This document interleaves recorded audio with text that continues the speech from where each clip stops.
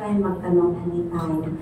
So, when we say essential, ang katawan natin cannot produce. Kailangan natin siya. So, kailangan natin ng omega-3 and omega-6.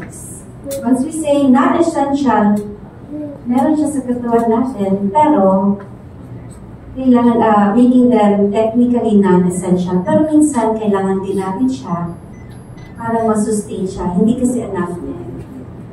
So once we say omega-3 and omega-6, they are polyunsaturated, while omega-9 monounsaturated. So take note of the unsaturated kasi later on i-explain ko ano yung saturated and unsaturated. So, first is omega-3. Sabay tayo ha, docosahexaenoic acid. Mahirap kasi siya. DHA.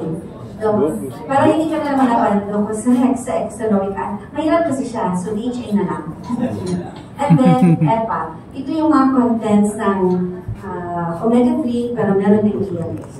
So, scientific term. So, let's make it more on D muna siya. Okay. So, saan ang sources? Sources of omega-3.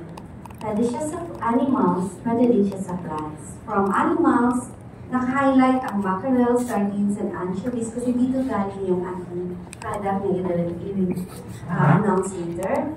And then, pwede din siya sa shellfish, such as oysters, mussels, and other shellfish, and also eggs. The plant sources are from nuts and seeds, plant oils, soybeans, ano yung edamame, katani, water, sabihin. Okay, and then green leafy vegetables. So, from all of us here, sino ang kumakain nito? Medyo expensive. Minsan lang, kasi medyo expensive siya. Ang iba, lalo na salmon. Okay, so yan ang omega. Simple lang, omega-3, but have a lot of benefits. Maraming lots of benefits po ang omega-3. For cardiovascular, ano ba ibig sabihin ng cardiovascular? Heart.